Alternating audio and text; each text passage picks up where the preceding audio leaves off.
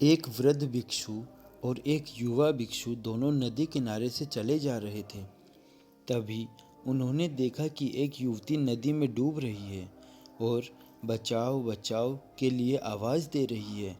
युवा भिक्षु तुरंत नदी में कूदा और युवती को नदी से बाहर निकाल लाया। इस तरह से उसने उस युवती को बचा लिया। इतने में वृद्ध भिक्षु गर्म हो गए। अरे, तुमने उस महिला को छू लिया, अब मैं तुम्हें बुद्ध से कहूँगा और तुम्हें प्रायश्चित दिलवाऊंगा। दोनों बुद्ध के सामने पहुँचे। वृद्ध भिक्षु ने कहा, भंते, इसको दंड मिलना चाहिए। बुद्ध ने पूछा, क्यों? वृद्ध भिक्षु ने कहा, इस बात का कि इसने युवती को उठाकर नदी से बाहर रखा, इसने उसे छू लिया, इसका ब्रह्मचर्य नहीं रहा, इसलिए इसे प्रायश्चित मिलना चाहिए। बुद्ध ने कहा, प्रायश्चित पहले तुम ले लो। मैं किस बात का प्रायश्चित लूं? विस्मय से उसने पूछा।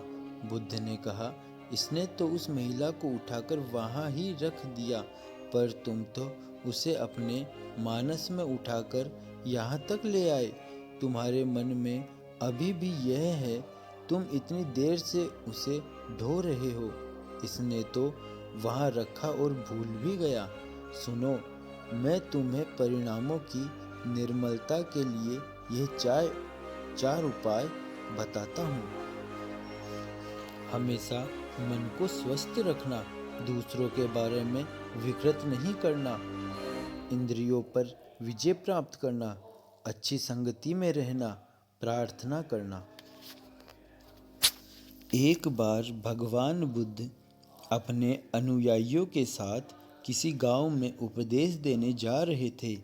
उस गांव से पूर्व ही मार्ग में उन लोगों को जगह जगह बहुत सारे गड्ढे खुदे हुए मिले। बुद्ध के एक शिष्य ने उन गड्ढों को देखकर जिज्ञासा प्रकट की, आखिर इस तरह गड्ढे का खुदे होने का तात्पर्य क्या है? बुद्ध बोले, पानी की तलाश में किसी व्यक्ति ने इतने गड्ढे खोदे हैं।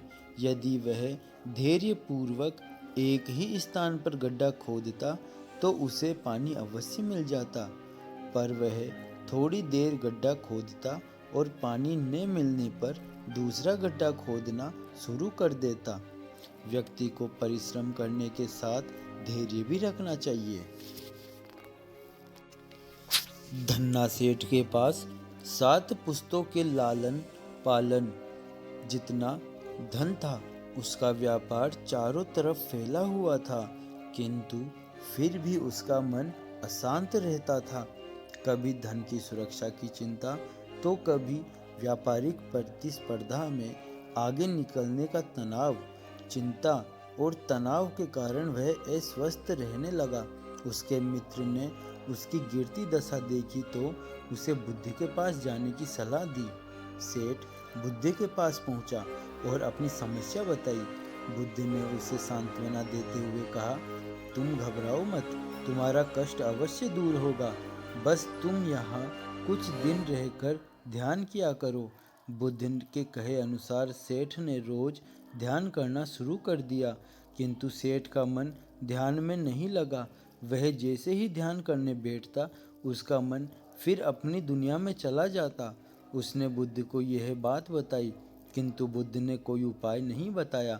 थोड़ी देर बाद जब सेठ बुद्ध के साथ वन में सायंकालीन भ्रमण कर रहा था, तो उसके पैर में एक कांटा चुभ गया। वह दर्द के मारे कहराने लगा। बुद्ध ने कहा, बेहतर होगा कि तुम जी कड़ा कर कांटे को निकाल दो, तब इस दर्द से मुक्ति मिल जाएगी। सेठ ने मन कड़ा कर कांटा निकाल दिया, उसे चैन ने मिल गया।